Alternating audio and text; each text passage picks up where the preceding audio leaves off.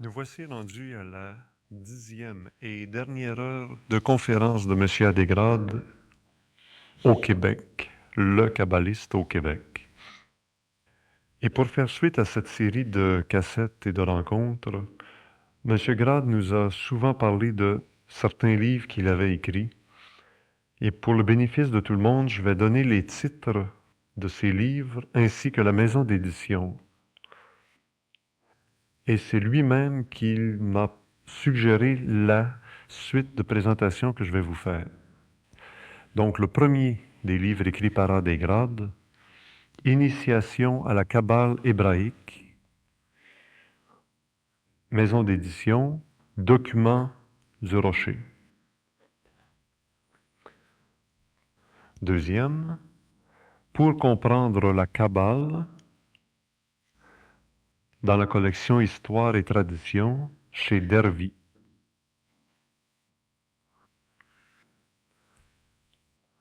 Troisième, Dans les portes de l'étrange chez Robert Laffont, Les clés secrètes d'Israël.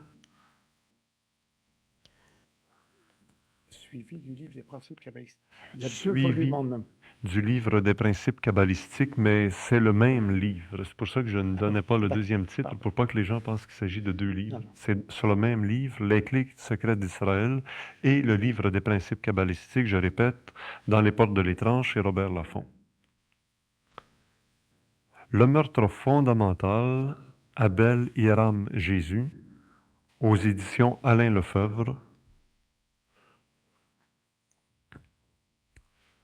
Un tout petit livre, La Kabbale du feu, chez Dervy, dans la collection Mystique et religion, série B. Et un livre presque introuvable, je pense maintenant, Le Golem et la connaissance, La Kabbale de la lumière, aux éditions d'Angle, dans la collection Aux horizons ésotériques. C'est la suite logique de ce qu'on a entendu avec M. Adégrade, le kabbaliste au Québec.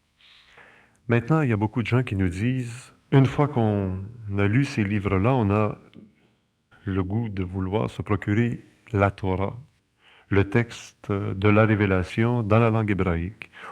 Où peut-on s'en procurer, ou plutôt lequel? J'ai découvert avec des amis québécois un endroit hier où il y avait justement des Bibles que les gens ont achetées, disons le texte authentique, évidemment, il ne s'agit pas de choses frelatées, assez bon marché d'ailleurs, il me semble, d'après les prix des autres ouvrages. J'ai trouvé ça, mais moi, ça y est, ça revient, Van Horn, presque à l'angle de Victoria. Il y a une librairie, je ne crois pas qu'il y en ait tellement qu'il y ait d'ailleurs du choix. C'est quelqu'un qui, par téléphone, m'a donné cette adresse et nous y sommes allés. J'ai été avec les personnes pour pouvoir choisir, parce qu'elles ne pouvaient pas choisir. Mais comment savoir, comment distinguer le bon document d'un document frelaté, comme vous dites? Il faut demander ce qu'on appelle le Tanakh, ou Ténach, selon la prononciation. Tanakh, c'est-à-dire le Pentateuque, les prophètes et les hagiographes. En hébreu, Torah, Nevi'im, Ketuvim. Si vous avez ça, il n'y a pas autre chose. Vous savez, les Hébreux ne fabriquent pas des succès d'années, de choses comme ça. Alors il y a tout. Vous trouverez aussi bien les psaumes qu'Ézéchiel, Jérémie, Isaïe, tout y est. Le rouleau d'Esther, le Cantique des Cantiques, Daniel, les Chroniques, tout est en un volume. Alors c'est beaucoup moins gros que votre Sainte Bible ici, parce que les textes hébreux, comme je vous dis, il n'y a pas de voyelles et tout, donc en une ligne, vous avez beaucoup plus que dans un texte traduit, mais il faut tout de même essayer de lire dans l'original. Alors là, où on connaît bien l'hébreu, où on le connaît même un petit peu, ce qui permet de se débrouiller tout de même. Alors il y a peut-être la seconde phase, je ne sais pas si c'est faisable ici. Alors, nous entreprenons donc cette dernière heure avec Adégrade. Je pense que nous pouvons maintenant beaucoup mieux comprendre le christianisme, ou plus précisément, puisque le christianisme est une religion, mais beaucoup mieux comprendre Yahshua, Jésus, si, tel que les évangiles nous le décrivent, a vécu un jour en Palestine. Puisqu'il semblerait que, dans l'ensemble de son vécu, il correspondait à la tradition hébraïque, sous plusieurs aspects, et même aux kabbalistes. Et nous avons avec nous un kabbaliste. J'aimerais lui demander à Adégrade si lui aussi, ou si c'est tout à fait normal pour un kabbaliste de subir la fameuse tentation au désert, où, dit-on, après son intronisation publique avec Jean le Baptiste, après 40 jours de jeûne, il a eu la visite des anges, mais avant, il avait eu la tentation des démons. Ce n'est pas particulièrement kabbalistique, non. Il y a aussi la tentation, mais dans Jérusalem, quand Satan lui aurait ordonné de monter en haut du temple et de se jeter du haut du temple. On n'a pas ça dans la tradition normale. Mais à des grades entre vous et moi, on dit en ésotérisme qu'il y a 6 plans ou 6 univers en harmonie, donc harmonieux, où tout règne, la paix, l'ordre, la négantropie, et un seul univers infernal qui entrecroise tous les autres et qui lui crée le désordre. Est-ce qu'en Kabbale, on a affaire à des êtres de lumière dont vous nous parlez souvent, mais est-ce qu'en Kabbale, on reconnaît la présence des êtres des ténèbres? Oui. Oui, il y a pour les kabbalistes ce que nous appelons un cosmos. On lui donne le nom de Tevel en hébreu. Ce cosmos, c'est donc l'ordre. Il y a un ordre cosmique, il y a un ordre universel, et à partir de cet ordre, en comparaison, où situer le désordre? Qu'est-ce qui serait le contraire de l'ordre, c'est-à-dire le chaos? La tradition kabbalistique a cet avantage, c'est qu'elle donne une interprétation scientifique avant la lettre, car la Kabbale est une science, et je dis même la science des sciences, parce qu'elle en englobe plusieurs. Elle donne l'interprétation justement de cet ordre, dont le nom réel est Tevel, mais attention, il faut que vous sachiez que le mot ordre, pas le cosmos, le mot grec, ne permet pas de savoir si cet ordre est quelque chose de, je dirais, d'imperméable, d'unitaire, etc. En hébreu, c'est pas pareil, parce que le mot tevel a, comme souvent en hébreu, une autre signification, qui veut dire perversion. C'est-à-dire que cet ordre comporte une partie pervertie. Pervertie par un excédent de lumière, dit la tradition kabbalistique. Oui, on revient toujours à l'histoire de la lumière, parce que l'excédent de lumière a fini par alimenter ce qu'on appelle, si vous voulez, les sources, si le mal existait, du mal, les racines du mal. Et que les racines du mal n'ont pu subsister que parce qu'il y avait cet excédent de lumière divine. Vous savez que dans la tradition chrétienne, on parle de Lucifer, le porteur de lumière, et c'est lui qui a créé le problème, le trouble. Oui, évidemment, l'excès de lumière, pourquoi je vous donne un petit peu, par exemple, tous ces renseignements par dose homéopathique, si j'ose dire, c'est parce que une lumière trop vive devient aveuglante. Alors, il ne s'agit pas d'aveugler, il s'agit d'éclairer. C'est autre chose que d'éclairer ou d'aveugler, n'est-ce pas? Et cette démarche, je parle de dose homéopathique, est tenue à quoi? À ce que la lumière originelle, selon la Kabbale, est d'une puissance telle qu'elle qu'elle est insupportable, dit la tradition kabbalistique, à la matière, au cosmos lui-même, aux âmes, je dis aux âmes, oui, pour une fois j'emploie le mot, aux âmes et aux êtres de la Terre. Cette lumière que nous supportons, nous, c'est une lumière qui est atténuée au septième. Ce que les alchimistes, qui ont pris ça chez nous d'ailleurs, appellent en latin la lux obnubilata, c'est-à-dire la lumière atténuée. Et nous savons, nous, qu'elle est atténuée au septième de sa puissance originelle. Or, au départ, si vous voulez, la lumière, son intensité est telle, était telle, mais on peut dire est, parce qu'il y a un éternel maintenant. Il n'y a ni passé, ni présent, ni avenir. Il y a un éternel maintenant. C'est nous qui fractionnons les choses et qui ne savons pas voir. Eh bien, cette lumière originelle a débordé, ce qu'on dit en Kabbale, les vases qui devaient la contenir. Et les vases se sont brisés, on appelle ça le shvirat hakelim en hébreu, la brisure des vases. Et il y a un excédent de lumière qui s'est échappé et qui peut être utilisé par n'importe qui. C'est pourquoi, même dans les évangiles chrétiens, on dit on ne donne pas de perles au pourceau, par exemple. Vous voyez, des choses comme ça. Et on est obligé de donner par dose homéopathique parce que tout est à cette image.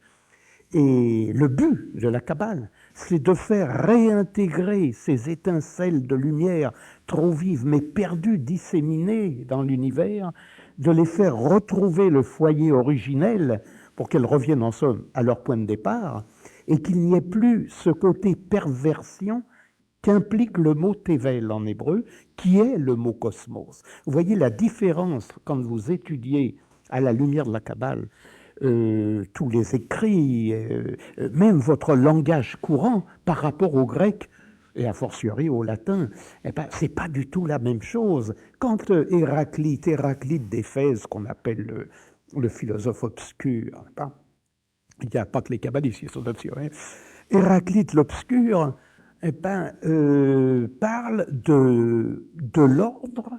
Il dit, il ne croit à rien, lui. Il n'y a pas de créateur, il n'y a rien, ça existe de toute éternité. Quand ça a commencé, on n'en sait rien, mais il n'y a jamais eu de commencement. Bon, c'est son affaire. Et Héraclite dit à un moment, il y a un ordre, reconnaissons. S'il n'y avait pas d'ordre, personne ne serait là. Il y a un ordre, mais c'est l'ordre du chaos. Oui. Alors que ce n'est pas du tout ça. En hébreu, il y a l'ordre qui implique une frange, si vous voulez, une frange de perversion. Et cette perversion, nous l'expliquons. Héraclite ne peut pas l'expliquer, puisqu'il ne fait pas de Kabbale. Quand vous nous parlez de la brisure des vases, on le conceptualise très aisément, mais on les voit à l'extérieur de soi. Sommes-nous, nous-mêmes, dans cette création? Comment sommes-nous limités dans cette création et comment pouvons-nous voir ces vases à l'extérieur de soi si nous en faisons partie? Ce que je veux vous demander tout simplement, c'est les différents niveaux de conscience. L'âme, qu'est-ce que c'est? L'esprit, qu'est-ce que c'est? Non, nous ne pouvons pas voir ces vases parce que ces vases de lumière sont des vases qui appartiennent à la divinité en propre. Donc, si vous voulez, nous, comme dit Paul, un endroit, nous vivons, nous nous mouvons en Dieu, dit saint Paul, n'est-ce pas? Ce ne sont pas nos yeux, ni de chair, ni même nos autres yeux, qui nous permettraient de voir ces vases. Nous savons qu'il n'a pas pu se passer autrement la chose, parce que sinon elle est inexplicable, comme bien des choses. Et et comment je dirais-je, cette accession à cette forme de vision ne peut se faire que par la supraconscience. Et là interviennent les différents plans. Alors j'ai employé le mot âme tout à l'heure, je vous ai dit très souvent, attention, quand on parle de l'âme, il faut savoir de quoi l'on parle. Alors il faut se rappeler que l'être humain est composé, d'après la Kabbale, de ce qu'on appelle une âme vivante, n'est pas le nefesh. Nefesh, c'est l'âme vivante. Tout être humain en est pourvu, mais tout animal aussi en est pourvu. Tout ce qui est vivant, possède nefesh. Au deuxième degré, on emploie le mot degré aussi en Kabbale, on peut parler d'état, de plan, de peu importe là le mot, c'est pas grave. Au deuxième degré, tout être humain possède un embryon spirituel. il y a un embryon de noyau, n'est pas, de caractère spirituel, qu'on appelle Ruach. Alors nous disons que Nefesh, qui est l'âme vivante de tout animal vivant, de tout être vivant, est le piédestal de cet embryon spirituel. Ça, ce serait, si vous voulez, le deuxième plan. Alors disons que le premier, c'est l'homme à l'état de sommeil, c'est l'Adam dormi dont on a parlé au début, plongé dans la torpeur, tardema, cette torpeur dont il ne s'est pas réveillé. Et puis il y a l'embryon qui serait l'état d'éveil. L'état d'éveil, mais attention, quel éveil? Le véritable éveil commence à partir du moment où la conscience, qu'on appelle ce flux, n'est-ce pas, mental ininterrompu, commence à avoir une signification. Mais la véritable âme n'est ni dans Nefesh, ni dans Ruach, elle commence dans Neshama, qui est le troisième degré. Alors ce troisième plan, si vous voulez, c'est ce que nous appelons en Occident l'âme proprement dite, et ce que les soufis, nos frères, appellent la fine pointe de l'âme. La fine pointe, voilà. Ça, c'est Neshama. À ce degré de Neshama, l'homme a une possibilité de se sauver, de se libérer. Donc, de franchir une étape. Il y a deux autres degrés encore qui se superposent. C'est le degré de Chaya et le degré de Yerida. Alors là, on arrive à des états de conscience, disons, que très peu peuvent atteindre ici-bas, parce que ça implique la création dans l'individu d'un noyau de lumière. Or, ce noyau de lumière, oui, on revient toujours au même vocabulaire. Le vocabulaire est très pauvre, mais d'un autre côté, il est extrêmement riche. Ce noyau de lumière, c'est à chaque être de le nourrir, parce que sinon, il a ce qu'il faut, je vous ai dit, Ruach, l'embryon spirituel, le deuxième degré, n'est-ce pas? Ce qui est grave, c'est que si l'être humain ne développe pas ce noyau se rétracte, devient opaque, puis devient totalement comme la pierre, si vous voulez, les vibrations sont de plus en plus lentes, et il se produit, comme la flamme du bougie qui s'éteint, il se produit une espèce de chute lente, incompréhensible, qui provoque l'extermination de cette âme qui était en puissance. D'où l'interprétation que toute âme ne se sauve pas automatiquement. Oui. Pourquoi chez les Hébreux, il faut que collectivement, vous nous avez expliqué dans l'heure précédente, que c'est une question de collectivité? L'hébreu insère tout le déroulement. Si vous prenez, il y a des gens qui vous disent, j'ai vu ici, vous avez un personnage qui se dit moitié indien, moitié, je ne sais pas, occidental, moitié canadien, que j'ai vu, si vous voulez, assez irrité à un moment dans une conversation, du fait que ça l'embête qu'on parle de certaines choses, par exemple. Bon. Elle ne comprend pas, cette personne, que si on insiste là-dessus, c'est que cette tradition, l'histoire qui en est racontée, car la Bible, comme dans le sens où vous l'employez, Ancien Testament, si vous voulez, Torah, raconte aussi l'histoire d'un peuple en même temps. C'est-à-dire qu'il y a une aventure qui est vécue par un peuple, mais elle est vécue comment? Cette personne, j'ai entendu, s'intéresse à l'astrologie. Comment ne saurait-elle pas que Israël est un zodiaque vivant? Quand Moïse dispose ses 12 tribus selon les constellations, il distribue un zodiaque, c'est pas de la littérature. Qu'est-ce qu'un zodiaque pour les astrologues? C'est une coupure fictive qui répond évidemment à des choses, mais sur le papier, c'est une coupure fictive en 12 parties égales qu'on redivise en décans, et vous avez un zodiaque, je dirais, de papier, qui répond à quelque chose en haut. Mais sur votre papier, c'est tout de même une projection, c'est de la géométrie plane, si vous voulez, malgré qu'elle interprète des dispositions. Tandis que Moïse, lui, il ne dessine pas un zodiaque sur le papier. il crée un zodiaque de chair. C'est-à-dire que les 12 maisons d'Israël, regardez je sais pas, les choses d'anniversaire que s'envoient les gens entre eux. Moi, on m'en envoie, j'en reçois. Et on connaît évidemment mes idées, donc je reçois, je vois les 12 tribus d'Israël qui sont réparties zodiacalement. C'est très courant en Israël, cette chose. Et vous avez donc un zodiaque vivant, chaque tribu ayant son affectation. L'une est régie par l'eau, c'est la tribu de Saboulon qui va partir de Haïfa, longer la Méditerranée, monter jusqu'aux côtes d'Écosse, donneront le nom de Scotland, Sous-Cotland, le pays des Sous-Côtes, etc. Et puis l'autre qui sera affecté à ça en fonction d'un certain déterminisme cosmique.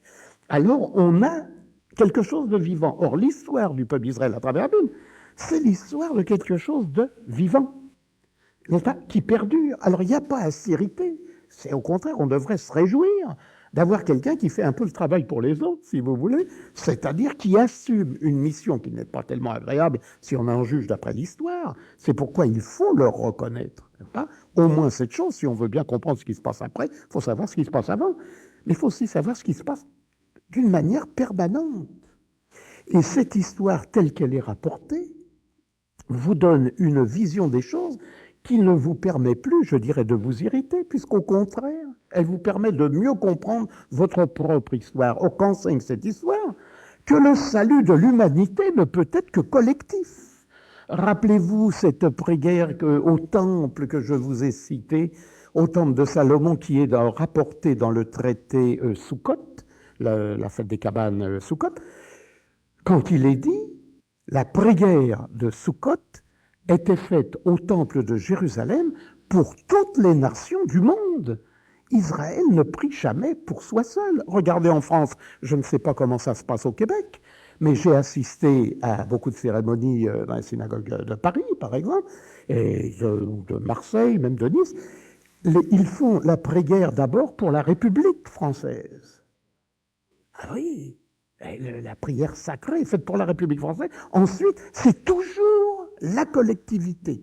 Donc je suis sûr qu'au Québec, on doit faire la prière pour tout le Canada.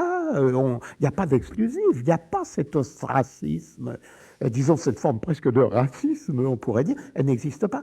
Parce que le salut pour l'hébreu est collectif. L'hébreu dit, si nous on se sauve tout seul, par exemple, eh ben, mais qu'est-ce qu'on a sauvé ? On a sauvé un petit peuple. Mais l'humanité, elle est perdue. Or, on est là, l'hébreu dit, on est là, on a accepté la loi pour sauver l'humanité. Si nous ne nous sauvons que nous-mêmes, c'est pourquoi ce problème de se sauver soi-même ne se justifie pas du point de vue kabbalistique. Il faut sauver les autres. Si moi je continue de méditer dans mon coin, n'est-ce pas, sans publier d'ouvrage, en gardant la lumière sous le boisseau, sans courir le monde, etc., je peux le faire, je peux vivre une vie paisible, ça, mais où est le salut collectif ? Et pas, c'est pareil, je suis pris dans le même engrenage que le peuple hébreu qui le fait en tant que peuple. Et là, si vous voulez, si le salut n'est pas collectif, ça ne veut rien dire. Comment allez-vous vous sauver vous-même ? Par exemple, je ne sais pas, moi, la formule du roi Louis XV, c'est pas « après moi, le déluge ». Bon, c'est pas pensable. Pas pensable. Faut avoir perdu le sens et le cœur.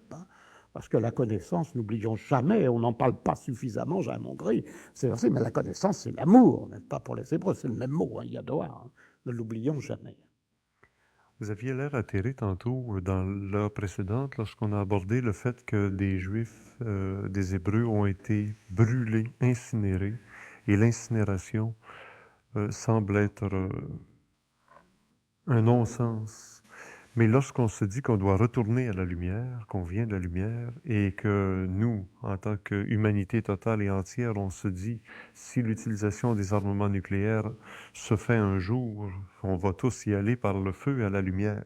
Évidemment. Et d'après certaines écritures, il y a un risque de finir par le feu. On a parlé du déluge par l'eau, et puis bien des prophéties parlent d'une fin par le feu, ce qui prouverait que l'humanité est vraiment condamnée, parce qu'il n'y a pas de pire chose, si vous voulez. Il faut savoir J'entendais aujourd'hui quelqu'un qui me parlait du corps. Mais moi, je vais me faire incinérer. Il y a le corps et puis il y a l'esprit. Donc, je sais que la dépouille, halte là. Pour l'hébreu, il n'y a pas la dépouille. Le corps n'est pas de la matière. Le mot corps, j'ai insisté lourdement là-dessus, n'existe pas en hébreu. On a fini par trouver un mot à force de recherche, parce qu'on voulait parler le langage des autres. Mais le corps, il n'est rien par lui-même. S'il n'est pas animé par l'esprit, d'abord, il n'est rien. Or, il est animé par quoi? Il est animé par les ondes, par les vibrations spirituelles dont il est imprégné. Or, si vous brûlez un corps humain dont l'esprit serait parti, êtes-vous d'abord si sûr qu'il est déjà parti, qu'il s'est détaché si vite, très vite, dans un délai ultra rapide? On dit bien dans la Bible, tu remettras, homme, tu es poussière et tu reviendras à la poussière, donc au sol, il faut le remettre en terre. Si vous le brûlez, je souhaite que les gens qui veuillent se faire incinérer aillent assister de près, comme je l'ai vu dans un crématorium, à l'incinération d'un des leurs. Quand ils verront le corps se dresser dans les flammes, le corps se dresse, n'est pas avec un signe de reproche, les orbites sont là agressives. Quand les gens auront vu ça de leurs yeux vus et admettront que, après tout, ça n'a pas d'importance, alors d'accord, qu'ils le fassent et qu'eux-mêmes se condamnent. Mais l'incinération est condamnée, c'est là pour nous l'erreur de l'Inde, les bûchers de l'Inde, l'Inde qu'on dit terre de spiritualité, il y a quelque chose d'incompréhensible. Vous savez, l'Inde, il faut voir comment vit ce continent, c'est quelque chose d'épouvantable, la vie. Mais la mort, alors c'est pas mieux, parce que l'incinération, il n'est pas pensable que les plus grands sages de l'Inde n'aient pas pris ça, au moins dans d'autres traditions. Alors ça existe là, c'est importé en Occident, ça se fait beaucoup, il paraît qu'on manque de place dans les cimetières, dans les grandes villes, et que ça facilite les choses, les columbariums, vous savez, on met dans des petites niches les cendres, on voyait arriver le cercueil qui est comme ça, et la famille sort avec une petite urne, mais pas plus grande que ça. Faut le voir. Je souhaite que les gens voient se dresser. J'ai voulu voir parce que les gens qui ont le don, je dirais, de double vue, et pas seulement les kabbalistes, ça existe ailleurs, il y a des voyants, eh bien, dites-moi un peu le périsprit, le corps astral, toutes ces terminologies, n'est-ce pas, qu'on emploie dans différentes écoles ésotériques et qui sont authentiques, n'est pas, quel que soit le nom qu'elles portent. Faut voir ça de vos yeux, de vos propres yeux, et celui qui voit ça et qui persiste, qui dit « je veux que moi ou mes enfants se fassent anciens », c'est quelque chose d'épouvantable. C'est pourquoi le drame des fours crématoires par le Troisième Reich, qui est la réplique de l'histoire d'Abraham jeté dans la fournaise, mais qui s'en est sorti victorieusement, on a vu à la fin de cet holocauste, de ce qu'on a appelé l'holocauste, on a vu le pendant, c'est-à-dire la résurrection de l'État d'Israël immédiatement derrière. Bien, en réalité, c'est payé cher. Alors là, il y a toute une histoire du malentendu dans la création, l'excédent de lumière et la partie, la frange de Tével, le cosmos, qui se trouvait cette frange dans l'ombre, si vous voulez. Il y a quelques heures, donc il y a quelques rencontres à des grades, on a abordé le phénomène extraterrestre. Et on dit en ésotérisme que tout ce qui est en haut est le reflet de ce qui est en bas, et surtout tout ce qui est en bas est le reflet de ce qui est en haut. Les kabbalistes sont-ils d'accord avec cette formule? Ah oui, bien sûr, bien sûr, bien sûr. Mais comme on voit en bas qu'il y a des troubles, des gens de bien, des gens de mal, des gens de lumière, des gens de ténèbres, y a-t-il en haut aussi une dualité? Oui, oui. Pour nous, oui, il y a des forces qui combattent en haut. Je crois qu'on a parlé déjà de l'Israël céleste, selon la formule du Zohar. Et elle combat également avec des forces de ténèbres. On appelle ça des forces de ténèbres. Si ceux de bien peuvent avoir une action sur l'humanité, ceux de mal peuvent aussi avoir une action sur l'humanité, j'imagine. Comment distinguer les forces de bien et les forces de mal? Vous savez, je crois que même des gens peu avertis, il y a un principe kabbalistique que j'ai mis dans le livre des principes kabbalistiques, la Pirkei Mekubalim. Même l'ignorant sait qu'il fait mal. L'ignorant sait qu'il fait mal. Ah, mais moi, je n'ai pas été averti, je ne savais pas, ce qui est finalement presque la même chose. ou s'il ne l'est pas. On le sait. On sait très bien si on a dévié du chemin ou si on a eu un excès de langage, une violence physique, etc. Tout, on le sait très bien. Tantôt, vous nous avez parlé de l'âme avec les différents niveaux d'âme. En passant, le premier niveau, le plus bas, c'est celui de l'âme végétative. Végétatif, c'est ça, l'état de Mais sommeil. pour le minéral, il n'y a pas d'âme dans le minéral. Et pourtant, il fait partie du grand tout, le minéral. Si, tout est vibration. Tout est vibration, tout possède nefesh. Le monde est une unité. Il faut savoir que le grand principe annoncé par Moïse, le principe de l'unité, Shema Israël Adonai Eloheinu Adonai Echad, qui est répété 3 fois par jour, c'est ce principe d'unité, il est partout. La moindre petite herbe, la moindre pierre, ne croyez pas qu'elle soit insensible. Les vibrations sont plus ou moins éthérées ou plus ou moins lentes, mais tout est lumière. Tout l'univers est lumière. Il est emporté, les cosmos sont emportés à la vitesse de la lumière et peut-être à une autre vitesse que nous ignorons, qui dépasse celle de la lumière, mais qui est intégrée à l'intérieur d'un autre fondement, d'un autre principe, si vous voulez, de transport. Tout est lumière. Il faut absolument, mais il faut en avoir conscience. Si vous n'avez pas conscience qu'un brin d'herbe est aussi de la lumière emmagasinée, où est la couleur verte? La couleur verte d'une herbe, grattez le vert. L'herbe, c'est pas de la couleur. Et si vous grattez le vert, la couleur verte de l'herbe, qu'est-ce qui vous reste dans les mains? Rien. Ouais. Tout est onde, tout est vibration. Cet univers, il est unique. Il n'y a pas de... C'est nous qui voyons les choses séparées, mais elles sont interdépendantes. Vous nous avez aussi dit que tout est dans un présent permanent, que tout est dans la manifestation des choses. Est-ce que nous avons notre double dans le domaine de la conceptualisation au niveau de la lumière? Vous êtes lumière. Vous êtes vous-même lumière. Pourquoi vous savez d'abord qu'il y a de la lumière, que tout est lumière? Parce que vous recevez, vous, cette lumière en tant que lumière. Si vous étiez ténèbres, vous ne sauriez pas. L'histoire de la caverne de Platon, les ombres extérieures, mais c'est pareil. Si vous voyez des ombres sur la caverne et que vous êtes enfermé dans cette caverne, vous resterez toujours dans l'idée que mais vous êtes lumière et vous ne percevez la lumière que parce que vous l'êtes vraiment. La lumière ne coïncide qu'avec la lumière. Cette lumière est en vous, cherchez pas tellement le double, cherchez votre noyau de lumière. Et ce noyau, essayez de capter cette lumière cosmique par des méditations, peu importe la formule, je dis toujours restez dans vos options, je demande à personne de sortir de son option. Mais il y a des tas de voies, des voies de lumière, et toutes c'est à condition qu'elles ne soient pas discriminatoires. Pas quand quelqu'un vous dit ah votre voix zéro, ah non non, toute voix est respectable, il faut la respecter. Même si vous avez des arguments pour dire moi je préfère celle-là, ben évidemment. Sinon alors pourquoi choisir une voix plutôt qu'une autre? Ça répond.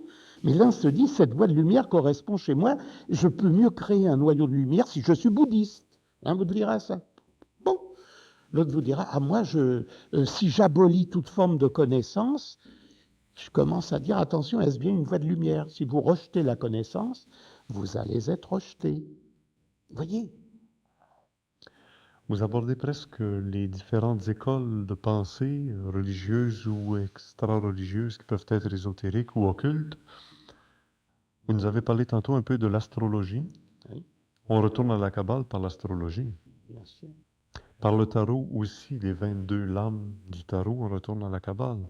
Mais lorsqu'on voit en Orient le Yi-King, retourne-t-on à la Kabbale aussi par des enseignements aussi éloignés? C'est une forme de Kabbale. Les trigrammes de Fori, pour le Yiking, travaillent sur quoi? Sur 64 assemblements de signes, des points, des traits. Et ces diagrammes vous donnent une combinaison kabbalistique extrêmement lourde à nos yeux, nous, de kabbalistes, mais pour qui n'a rien fait du tout, vaut mieux encore le yiking que rien du tout. Alors, il y a une forme, si vous voulez, que j'appellerais de kabbale orientale, basée sur 8 x 8, pas 64, avec les combinaisons que ça entraîne. Or, je crois avoir démontré qu'avec 22 signes abstraits, on fait une kabbale beaucoup plus, je dirais, spirituelle d'abord, plus profonde, alors que là, on reste dans un domaine sans une vocation de le discréditer. Mais pour nous, kabbalistes, par exemple, c'est un domaine qui nous paraît secondaire, comme, si vous voulez, la géométrie plane par rapport à la géométrie dans l'espace. Voilà, les deux sont de la géométrie, mais il y a des gens qui sont heureux parce que la géométrie plane correspond à quelque chose. La géométrie dans l'espace devient un peu compliquée. Les projections, les cônes, les troncs de cônes, etc. Oui. En parlant de l'Orient, on dit souvent que dans le sanskrit, on retrouve aussi une langue numérale, que les textes, les Védas très anciens, relatent sensiblement les mêmes événements dans la Genèse. Le sanskrit s'est prouvé maintenant, tout au moins si on en croit le grand Larousse encyclopédique en 10 volumes, le sanskrit vient de l'hébreu. Est un dérivé au moins de l'araméen, et d'après les plus grands savants sanskritistes. Alors que pendant longtemps, mais maintenant, on retrouvait bien les racines, les mots, c'était les mêmes. On retrouvait beaucoup de choses. Mais on ne s'en est aperçu qu'avec le temps. On a fini par reconnaître, en effet, que c'était dérivé. Vous savez, quand il y a une source, on finit par retrouver le fil conducteur commun. Que pensez-vous de Krishna? Ah, il porte la lettre de la Kabbale, c'est l'un des cas. Krishna, comme Christos, etc. Évidemment, ça pose un problème. Vous savez, il y a un sage de là-bas qui, quand il était enfant, le jour où on lui a appris la première lettre du nom, qui était de son alphabet, qui était la lettre de Krishna, il s'est mis à pleurer. Ce qui donne, si vous voulez, une forme d'enseignement émotionnel. Et Krishna est une révélation sous une latitude influencée par des forces cosmiques, disons, différentes. C'est valable pour partout. Mais vous savez, tous les grands instructeurs de lumière, Krishna en est un, se révèlent tous de la même manière, mais pour chaque peuple, c'est adapté.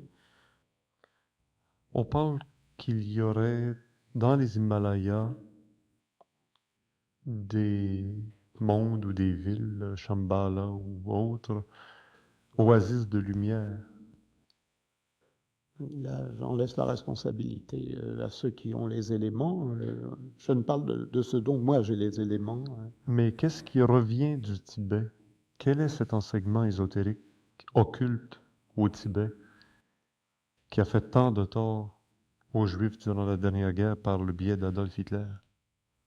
Oh, c'est pas l'enseignement tibétain qui est directement responsable. Disons que c'est plutôt l'ordre noir SS, le groupe Thulé, en particulier, qui a pris chez les Tibétains en inversant le sens de la svastika, ce qui était très grave. Mais c'est toujours pareil, les gens croient manipuler quelque chose.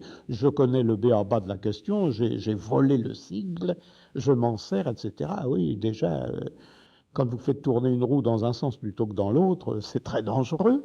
C'est pas le Tibet qui est vraiment en cause, mais le fait que le signe a été utilisé par d'autres, les Tibétains ne sont pas responsables. Le Tibet a un enseignement de lumière, pas, qui est très estimable, et je souhaiterais que beaucoup, au moins, avant de discréditer les enseignements orientaux et la connaissance de ces enseignements, c'est pas de leur faute, mais par ricochet. Parce que quand on déclenche un cataclysme, pas l'apprenti sorcier, qu'est-ce qu'il fait? Il déclenche quelque chose, il n'est plus maître après des éléments. Quand Hitler a renversé la svastika, il s'est trouvé qu'à sa chute en 1945, son suicide, qui est d'ailleurs la manière tibétaine, pas de disparaître, quand on a eu un échec. Et son millénium de paix était un échec, puisque son millénium a duré 12 ans, et pas plus. Alors, on a vu tomber la svastika, évidemment, la croix gammée en Allemagne, et donc en Europe occupée, mais on a vu tomber la svastika au Tibet, c'est-à-dire que les Tibétains, les chefs, ont été chassés, ont été pris dans la tourmente, alors qu'ils n'y étaient pour rien. Ils ont été pris dans le contre-coup. Les Chinois ont envahi le Tibet en 1949, c'est-à-dire juste un an après la création de l'État d'Israël, et on a vu monter, pour ceux qui connaissent les symboles, on a vu monter l'étoile de David d'un côté pendant que descendait ce qui l'avait opprimé avant. Mais les Israéliens n'avaient aucun compte à régler avec les Tibétains. D'ailleurs, au contraire, ils ont des rapports avec les Asiatiques. Ce sont eux qui ont sauvé les Boat People, les Vietnamiens qui vivent en Israël aujourd'hui. Je les ai vus, j'ai été les visiter. Et ils ont recueilli en mer des gens que personne ne voulait recueillir parce qu'ils étaient eux aussi chrétiens pour une partie. Pouvez-vous nous expliquer si le sens des symboles est si important, le sens des symboles? Pourquoi on lit l'hébreu de droite à gauche, alors que toutes les autres langues, le français et l'anglais, se lient de gauche à droite? Oui, c'est une question évidemment initiatique, mais qui correspond à une répartition selon les influences cosmiques.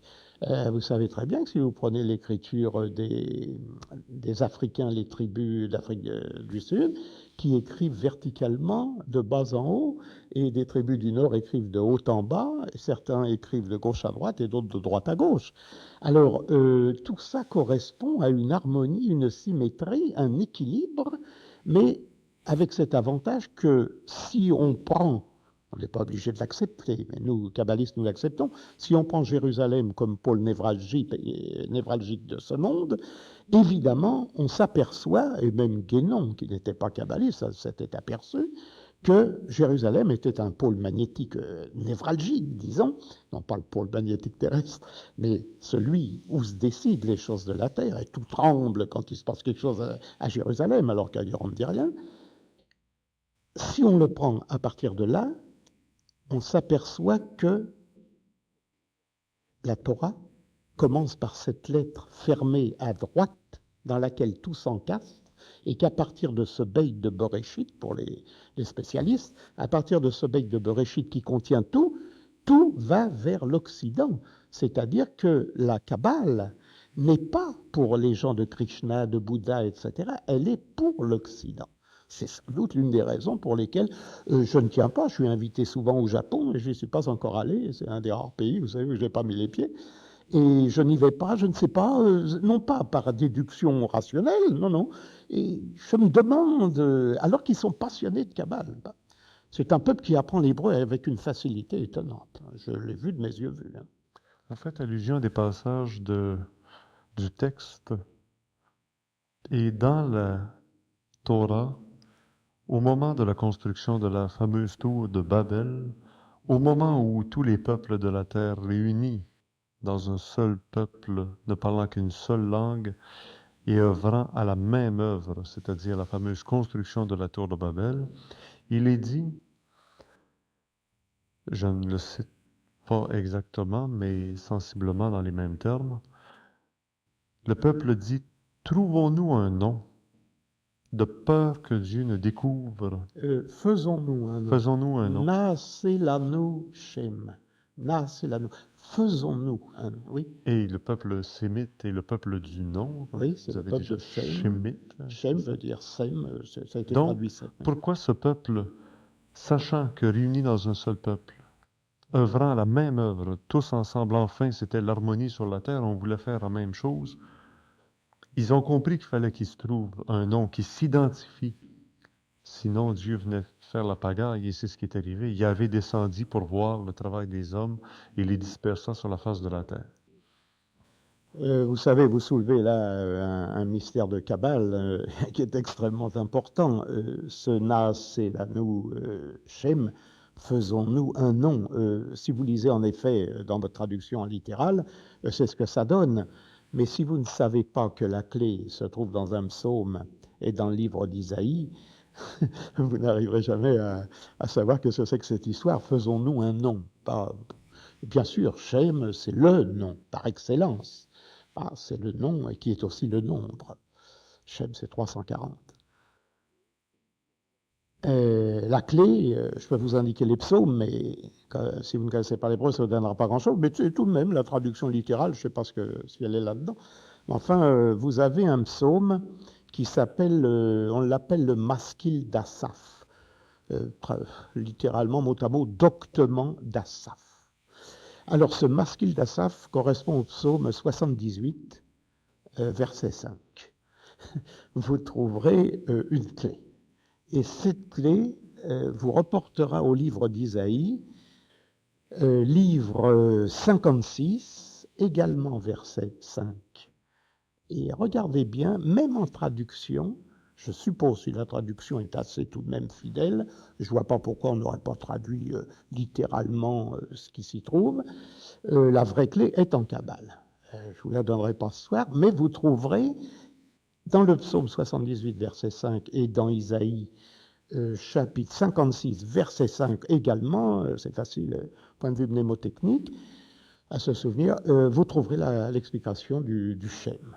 Si là, je pense, la traduction suit de près le texte, vous allez peut-être avoir un commencement d'illumination pour cette idée, faisons-nous un nom, qui est un mystère.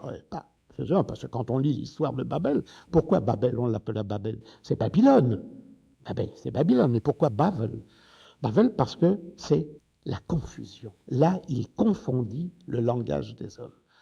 C'est là qu'il y eut la confusion. Babel, on peut l'interpréter comme confusion, confusion des langues. Oui, mais ce mystère, vous voulez pas lever le voile un peu? Si, je vais vous donner des références. Vous les avez, le psaume, et vous l'avez là dans Oui, votre mais texte. qu'est-ce que ça signifie finalement? Vous le connaissez, le psaume. Non, mais c'est vous qui devez le lire parce que moi, j'aimerais bien que votre interprétation soit lumineuse, si vous voulez, à la lumière de votre propre lecture. Pas si je vous apporte un truc tout cuit, vous ne saurez jamais comment ça a été préparé. Et je vous donne deux clés là qui fonctionnent. Vous voyez, je lâche comme ça des secrets de cavale. Hein, au petit bonheur, la chance. Hein. À des grades, il reste à peine 10 minutes dans toute cette série de rencontres qu'on a eues ensemble avec ce kabbaliste du Québec. Et je pense qu'on vient à peine de percer une réalité pour un kabbaliste qui quand même écrit beaucoup de livres, donne beaucoup de conférences, mais il réserve beaucoup d'informations. Écoutez, Charles, je vais vous dire une chose. Vous avez un verset dans Exode 14, le livre de l'Exode 14, verset 20, qui dit ceci. Je vais essayer de vous traduire littéralement. Vayehi et Hanan, et il y eut une nuée, Vayehi Rocher, et il y eut ténèbres, Vayaer Alayola, pour éclairer la nuit. J'essaye de vous traduire d'une manière harmonieuse, parce que vous savez bien qu'on ne peut pas traduire très littéralement l'hébreu dans la langue. Pour les uns, il y eut nuée. Il s'agit de la colonne de feu, cette troisième colonne qu'on a évoquée et qu'on a laissé délimiter par les deux du bord. Pour les uns, il y eut nuée et ténèbres, rocher, et pour les autres, la nuit fut éclairée. La même nuée qui est nuée de lumière pour l'un peut être ténèbres pour l'autre. Comment voulez-vous que je vous donne tout? Or, dans un psaume, et je l'ai mis en tête, oui, je cache rien, du golem et la connaissance, Kachashei Chaka Ora, telles les ténèbres, telle la lumière.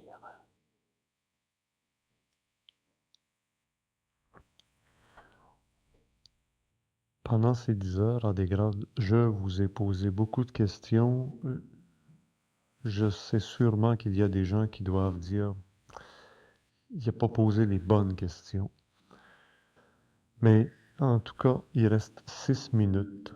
J'aimerais vous demander, à vous, à des grades, de laisser en 6 minutes, c'est fort peu, je le sais, et on se reverra peut-être pas avant plusieurs années, ici au Québec, de nous laisser en 6 minutes, peut-être,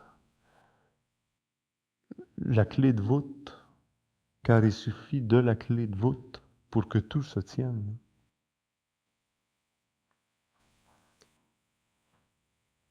Vous savez, je crois qu'il ne faut pas aller chercher les choses très loin. J'ai déjà dit souvent, quelle dose de vérité supportez-vous? Voilà la question. C'est peut-être la première des questions.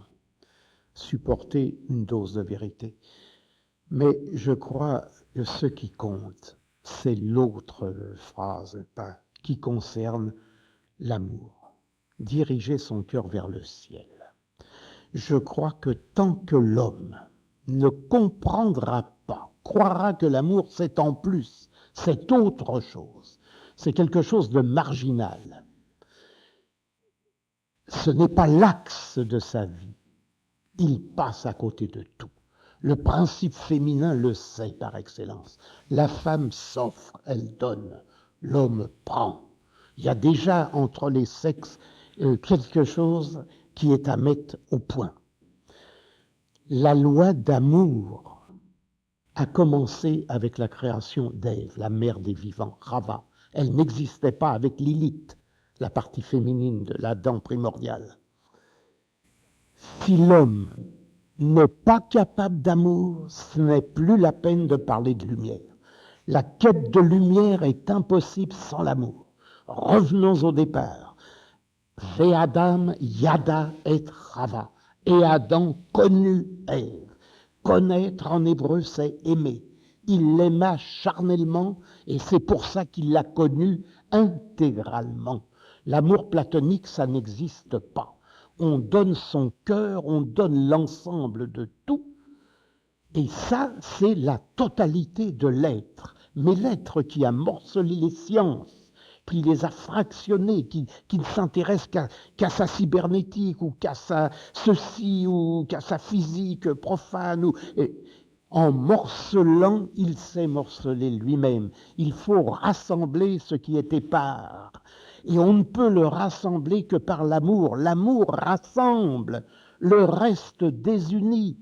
Je n'aime pas qu'on fasse des objections et je ne voudrais pas en avoir fait dans notre quête, ou alors on m'aura mal compris, on n'aura pas su quel était ce message que je voudrais sur la voie de lumière. Je ne dis pas un message de lumière, je n'ai pas cette prétention, mais sur la voie de lumière, essayons de nous aimer, de nous, je dirais, de nous prodiguer cet amour. Et je dois dire qu'au Québec, je suis gâté. Je crois que vraiment, je me sens chez moi. C'est une plateforme qui est peut-être unique. Elle est peut-être unique à certains points de vue. C'est pas pour rien, j'ai déjà dit, que vous portez l'initiale de la Kabbalah, qui est la Kabbale. Mais cette loi d'amour, il faut la vivre. J'en ai assez de gens qui me disent « Mais moi, monsieur, je suis ceci, je suis chrétien, etc. » Je vous dis « Prouvez-le-moi, aimez-moi. Si vous m'aimez, je vous dirai « Vous êtes ce que vous dites. » Si vous ne m'aimez pas, si vous êtes en retrait de moi, si vous ne m'embrassez pas, alors je ne suis pas sûr de votre amour. Votre amour n'est pas encore parfait. Alors il faut d'abord parfaire cet amour. Et dans la mesure où le langage sera un langage d'amour, on se comprendra. Ce n'est pas possible autrement. Il faut lancer, on les lance de tous côtés, mais ces messages tombent à l'eau. On se dit, c'est parti d'un côté. Il y a des gens qui persistent à aimer. Il y a des gens qui se comportent en chrétiens dans le monde et qui ne sont pas chrétiens, qui ne se disent pas chrétiens, mais ils vivent la loi d'amour. Il faut vivre cette loi. Il faut, comme Adam et Ève, yada, connaître l'autre. C'est la méconnaissance de l'autre qui provoque les drames. Si j'ai quelque chose à vous dire, moi je ne vois pas rien d'autre à vous dire. Parce que tout est là. C'est le nerf de la guerre. Mais la guerre, ce mot guerre, que l'islam n'a pas compris, l'islam des politiques, et non pas l'islam des soufis, nos frères. La guerre sainte. Qu'est-ce que c'est que ce mot de djihad? La guerre sainte, c'est la guerre contre soi-même, la guerre contre le manque d'amour. On n'est jamais assez, on n'aime jamais assez, on n'a jamais assez donné et on doit toujours regretter de ne pas avoir donné assez d'amour. Je ne vois pas d'autre message que celui-là. Si la Kabbale a un message à transmettre, la Kabbale étant la réception d'un enseignement, c'est la réception de la loi de l'amour. Je ne vois pas d'autre chose à vous dire. Et je crois que je m'arrêterai là-dessus. Y a-t-il une différence entre la loi d'amour, aimer et connaître, et l'autre loi d'amour qui s'intitulait don de soi et pardon.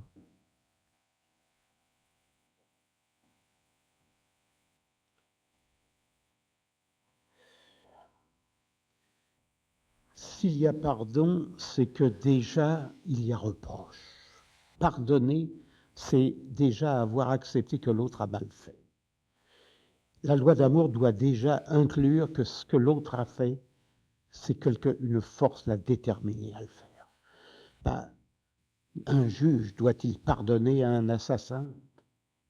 Celui qui a commis le crime. Évidemment, pour les parents de la victime, etc., ça pose le problème. Et d'un autre côté, est-ce que cet homme ne pouvait pas faire autre chose que ce qu'il a fait? Et il y a des crimes plus graves que les crimes de sang. Ce sont les crimes de pensée. Et je pense, dans ce domaine, que s'il y a pardon, c'est qu'on suppose que l'autre a fait mal. Il faut dire il a fait. Mais l'autre s'est fait mal à lui-même.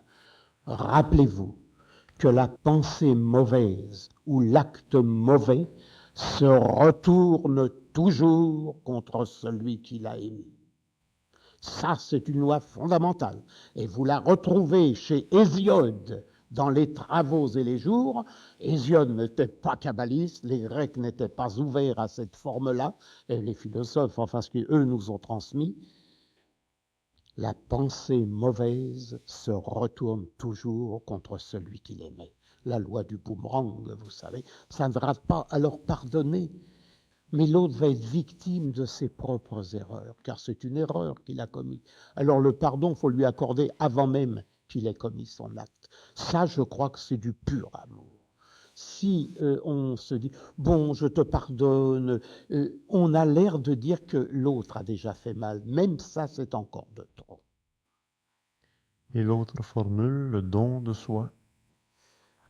Oh, le don de soi, il coule de source. Cette loi d'amour implique le don de soi. Si vous pensez à vous au lieu de penser justement au salut collectif, quel égoïsme, n'est-ce pas? Et je dirais qu'il n'est même pas fondé. On ne se sauve pas seul après tout. Si l'un se sauve lui-même, mais il entraîne toujours les autres dans son sillage, la lumière appelle la lumière. Et à des grades, saura-t-on un jour ce que signifie le mot, le nom, à des grades? Grade, c'est mon nom, c'est un nom russe, il n'y a pas de problème, ça veut dire ville en russe. Bon, je ne peux pas changer mon nom, mais le AD, eh bien, lisez le Zohar, et vous verrez que mon prénom existe dans la traduction du Zohar. Vous verrez le AD, j'ai pris quand même la responsabilité de le faire éditer en 1970 avec une introduction nouvelle dans l'édition française.